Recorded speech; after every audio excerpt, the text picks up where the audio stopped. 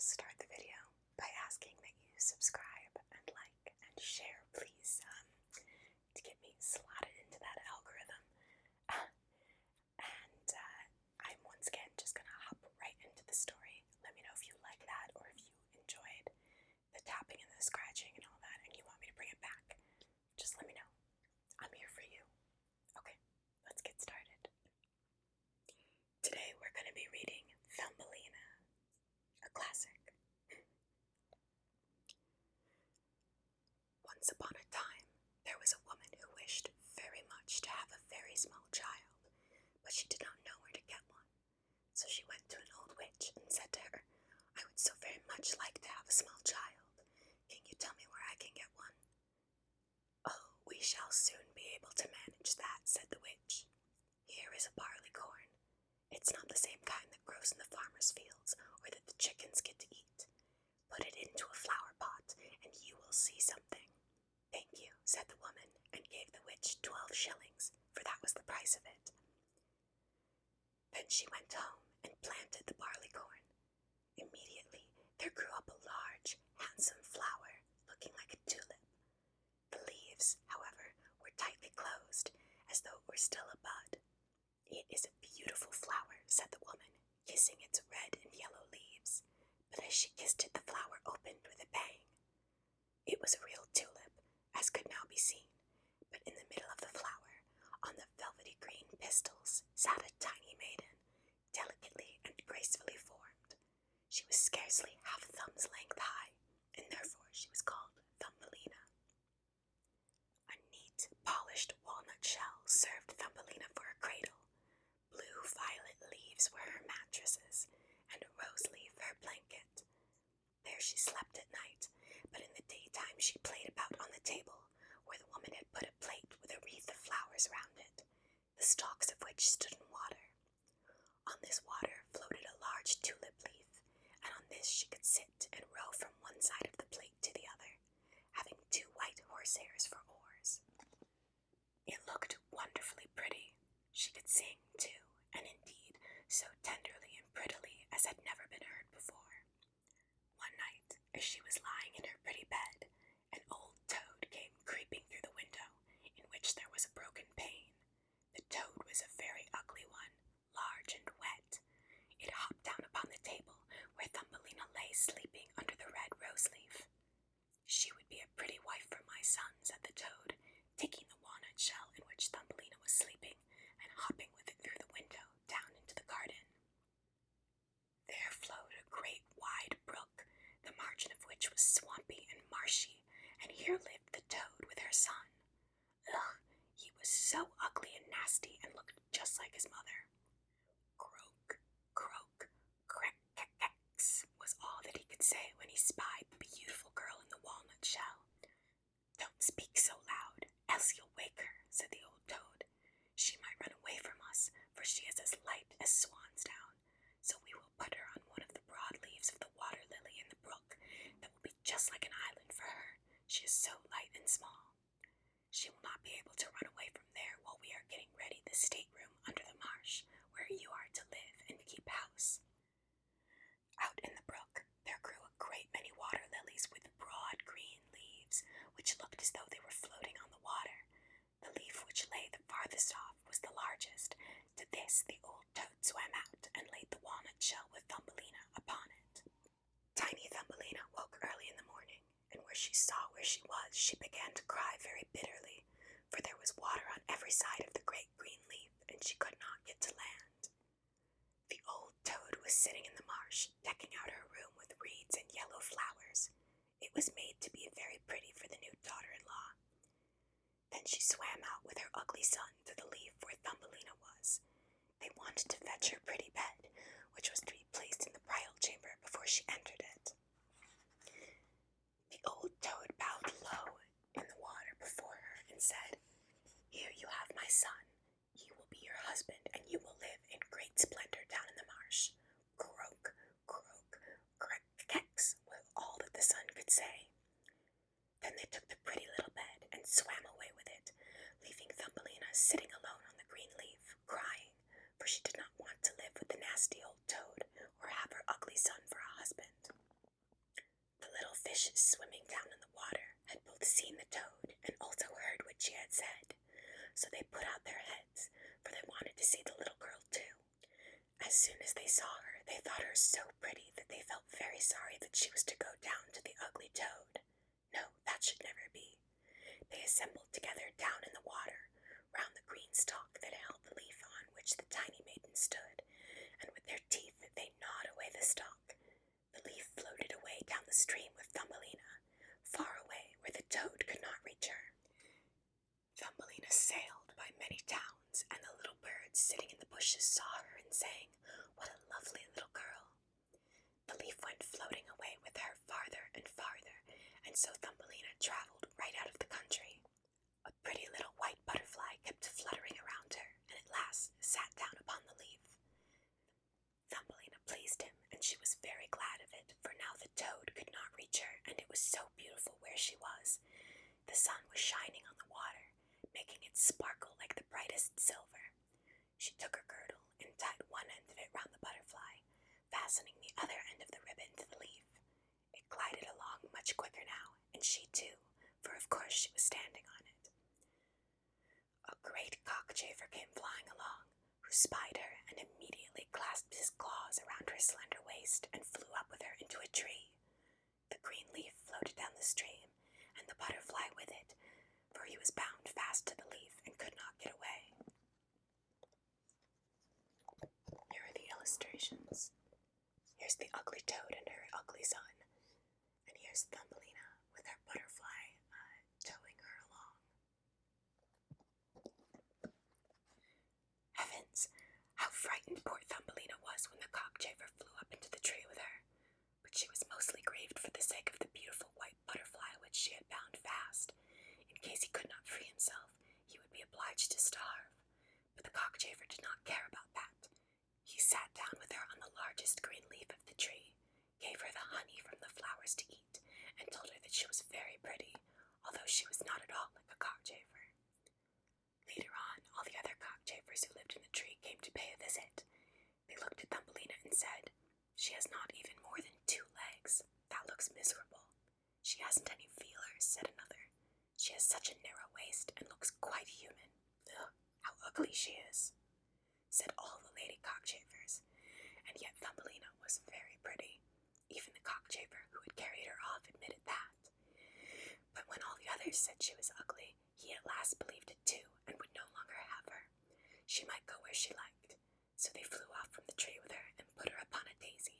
She wept because she was so ugly that the cockchafers would not have her, and yet she was the loveliest little girl that one could imagine, as delicate and as tender as the most beautiful rose leaf. Here's an illustration of a cockchafer flying off with Thumbelina. I think a cockchafer is it's clearly some kind of bug, but maybe like a locust or something, I'm not sure. The whole summer through, poor Thumbelina lived alone in the great forest. She wove herself a bed out of the blades of grass and hung it under a shamrock in order to be protected from the rain. She gathered the honey out of the flowers for food and drank of the dew that was on the leaves every morning. In this way, summer and autumn passed, but now came winter, the long, cold winter. All the birds who had sung so beautifully about her flew away. The trees became bare and the flowers faded. The large shamrock under which she had lived dried up, and there remained nothing of it but a withered stalk. She was dreadfully cold, for all her clothes were in tatters, and she herself was so small and delicate. Poor little Thumbelina, she would be frozen to death. It began to snow, and every snowflake that fell upon her was like a whole shovelful thrown down upon us, for we are so tall, and she was only an inch long. So she wrapped herself in a dry leaf, but that tore in half and would not warm her. She was shivering with cold. Close to the wood to which she had now come lay a large cornfield, but the corn was gone long since, and only the dry, naked stubbles stood out of the frozen ground. These were like a forest for her to wander through, and oh, how she was trembling with cold. In this state she reached the door of a field mouse who occupied a hole under the corn stubbles. There the mouse lived comfortably, had a whole room full of corn, a splendid kitchen and larder. Poor stood before the door like a little beggar girl and asked for a piece of barley corn, for she had not had a bit to eat for 2 days. "You poor little creature," said the field mouse, for she was really a good old mouse. "Come into my warm room and dine with me." Now, being pleased with Thumbelina, she said, "If you like, you can stay with me the whole winter, but you must keep my room clean and neat, and tell me tales, for I am very fond of them." And Thumbelina did what the good old field mouse wished, and in return was treated uncommonly well. "Now we shall soon have a visit," said the field mouse. "My neighbor is in the habit of visiting me once a week. He is even better off than I am, has large rooms, and wears a beautiful black velvety fur. If you could only get him for a husband, you would be well provided for. But he cannot see. You must tell him the prettiest stories that you know." But Thumbelina did not trouble herself about it. She did not think much of the neighbor, for he was only a mole. He came and paid a visit in his black velvety fur. He was so rich and so learned, said the field mouse, and his dwelling was 20 times larger than hers. He possessed great learning, but he could not bear the sun and the beautiful flowers. Of the latter he seldom spoke, for he had never seen them. Thumbelina had to sing, and she sang, cockchafer, fly away, and when the parson goes afield. So the mole fell in love with her because of her beautiful voice, but he said nothing, for he was a prudent man. A short time before, he had dug a passage through the earth from his house to theirs, and the field mouse and Thumbelina received permission to take a walk in this passage as often as they liked. But he begged them not to be afraid of the dead bird which lay there. It was an entire bird, with feathers and beak, who had probably died only a short time before and was buried just where the mole had made his passage. The mole took a piece of decayed wood in his mouth, for that glimmers like a light in the dark, and then went on in front and lighted them through the long dark passage. When they came to the spot where the dead bird lay, the mole thrust his broad nose against the ceiling and pushed the earth up, so that a large hole was made, through which the light could shine down. In the middle of the floor lay a dead swallow, with its beautiful wings pressed close to its side, and its feet and head drawn under its feathers. The poor bird had certainly died of cold. This grieved Thumbelina very much. She was very fond of all the little birds who had sung and twittered so beautifully to her all the summer. But the mole kicked him with his crooked legs and said, "He doesn't pipe any more now. How miserable it must be to be born a little bird. Thank heaven that can happen to none of my children. Such a bird has nothing but his tweet, and is obliged to starve in winter." And here's a picture of the mole with Thumbelina and the mouse. "Yes, you may well say that as a sensible man," said the field mouse. "What does the bird get for all his twittering when winter comes? He must starve and freeze, but I suppose that is considered very grand." Thumbelina said nothing, but when the two others had turned their backs upon the bird, she bent down, and putting the feathers aside which covered its head, she kissed him upon his closed eyes. "Perhaps it was he who sang so beautifully to me in the summer," she thought. "How much pleasure he has given me, the dear beautiful bird." The mole now stopped up the hole through which the daylight shined in, and then accompanied the ladies home. But at night Thumbelina could get no sleep, so she got up from her bed and wove a fine large carpet of hay, which she carried along and spread out over the dead bird. She also laid the tender stamina of flowers, which were as soft as cotton, and which she had found in the field mouse's room, around the bird, so that he might lie warm. "Goodbye, you beautiful little bird," she said. "Goodbye, and many thanks for your beautiful singing in summer, when all the trees were green and the sun shined down warm upon us." Then she lay her head upon the bird's heart. But the bird was not dead. He was only lying there benumbed, and having now been warmed up again, was coming back to life. In autumn all the swallows fly away to warm countries, but if there is one who is belated, it gets so frozen that it drops down as if dead, and remains lying where it falls, and soon the cold snow covers it. Thumbelina trembled, so frightened was she, for the bird was big, very big, compared with her, who was only an inch long. But she took courage, and laying the cotton more closely round the poor swallow, she fetched a leaf of mint which she herself had used as a blanket, and laid it over the bird's head. The next night she again stole up to him. He was alive, but very weak, and could only open his eyes for a short moment to look at Thumbelina, who stood before him with a piece of decaying wood in her hand, for she had no other lantern. "Thank you, my pretty child," said the sick swallow to her. "I have been so beautifully warm. Soon I shall get my strength back, and will then be able to fly about in the warm sunshine outside." "Oh," she said, "it is cold outside. It is snowing and freezing. Stay in your warm bed. I will take care of you." Then she brought the swallow some water in a leaf of a flower. This the swallow drank, and told her how he had torn one of his wings on a thorn bush, and had therefore been unable to fly so quickly as the other swallows, who had flown far away to warm countries.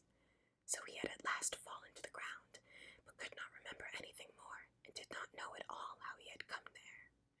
So he remained down there the whole winter, and Thumbelina nursed and tended him with all her heart. Neither the mole nor the field mouse knew anything about it, for they did not like the poor swallow at all. As soon as the spring came, and the sun warmed the earth, the swallow said goodbye to Thumbelina, who opened the hole which the mole had made up above. The sun shined in beautifully upon them, and the swallow asked her whether she would go with him. She could sit upon his back, he said, and they would fly far into the green forest. But Thumbelina knew that it would grieve the old field mouse if she left her like that. "No, I cannot," she said. "Goodbye, goodbye, you good pretty little girl," said the swallow, and flew out into the sunshine. Thumbelina looked after him, and the tears came into her eyes, for she was very fond of the poor swallow. "Tweet, tweet," sang the bird, and flew into the green forest. Thumbelina was very sad. She got no permission to go out into the warm sunshine. The corn which had been sown on the field over the house of the field mouse grew up high into the air. It was a thick wood for the poor little girl who was only an inch high. "Now you are a bride, Thumbelina," said the field mouse. "Our neighbor has asked you for your hand. What a great piece of luck for a poor child. Now you will have to make your outfit, both woolen and linen clothes, for you must lack nothing when you are the mole's wife." Thumbelina had to turn the spindle, and the field mouse hired 4 spiders to weave for her day and night. Every evening the mole used to visit them, and was always saying that at the end of the summer the sun would not shine so warm by a long way, that it was burning the earth as hard as a stone. Yes, when the summer was over he would celebrate his marriage with Thumbelina. But the latter was not at all pleased, for she could not bear the tiresome mole. Every morning when the sun rose, and every evening when it set, she stole out to the door, and when the wind parted the ears of corn so that she could see the blue sky, she would think how bright and beautiful it was out there, and would have a great longing to see the dear swallow again. But he never came back. He had probably flown far away into the beautiful green wood. When autumn came, Thumbelina had her whole outfit ready. "You are to be married in 4 weeks," said the field mouse to her. But Thumbelina wept, and said she would not have the tiresome mole. "Fiddlesticks," said the field mouse. "Don't be obstinate, or I will bite you with my white teeth. He is a fine man whom you are going to marry. The queen herself has not had such black velvety fur. He has a full kitchen and cellar. Be thankful for it." Now the wedding was to take place. The mole had already come to fetch Thumbelina. She was to live with him deep down under the earth, and never come out to the warm sunshine, for he did not like that. The poor little girl was very sad. She was now to say goodbye to the beautiful sun, which, while she lived with the field mouse, she had always had permission to look at from the door. "Goodbye, bright sun," she said, and stretched her arms out high, and walked a little way off from the house of the field mouse, for now the corn was cut, and there remained only the dry stubbles. "Goodbye, goodbye," she said, and wound her arms round the little red flower which was still blooming there. "Greet the little swallow for me if you see him." Tweet, tweet suddenly sounded above her head. She looked up and saw the little swallow, who was just flying by. When he spied Thumbelina, he was very pleased. She told him how unwilling she was to marry the ugly mole, and that she would have to live deep down under the earth, where the sun never shined. She could not help crying and telling it. "The cold winter is coming," said the little swallow. "I am flying away to warm countries. Will you come with me? You can sit on my back, and then we we shall fly away from the ugly mole and his dark room, far away over the mountains to warm countries, where the sun shines more beautifully than here, where it is always summer, and there are glorious flowers. Do fly with me, dear little Thumbelina, you who saved my life when I lay frozen in the dark underground cellar." "Yes, I will go with you," said Thumbelina, and she seated herself on the bird's back, with her feet on his outspread wing, binding her girdle fast to one of his strongest feathers. Then the swallow flew up into the air, over forest and sea, high up over the great mountains where the snow always lies, and Thumbelina began to freeze in the cold air, but then she crept under the bird's warm feathers, and only put her head out a little bit to admire all the beauty beneath her. At last they came to the warm countries. There the sun shined far brighter than here. The sky seemed twice as high, and in the ditches and on the hedges grew the finest green and blue grapes. In the woods hung citron and oranges. The air was heavy with the scent of myrtle and mint, and on the high roads the prettiest little children ran and played with large colored butterflies. But the swallow flew still farther, and it became more and more beautiful. Under the most majestic green trees by the blue lake stood a marble castle of dazzling whiteness, all of the olden time. Vines wound themselves round the tall pillars, and up above there was a number of swallow nests, and in one of these nests lived the swallow who was carrying Thumbelina. "This is my house," said the swallow, "but it would not be proper for you to live with me here, and my arrangements are not such as you would be satisfied with. Pick out for yourself one of the most beautiful flowers that are growing down there, and then I will put you into it, and you shall have everything as nice as you wish." "That is glorious," she said, clapping her little hands. There lay a large white marble pillar, which had fallen to the ground and broken into 3 pieces. Between these grew the finest large white flowers. The swallow flew down with Thumbelina and set her upon one of the broad petals. But what was her surprise? There in the middle of the flower sat a little man, as white and transparent as if he were made of glass. He wore the prettiest golden crown on his head and had splendid little wings on his shoulders. And there's the little prince, the little man, and the Thumbelina.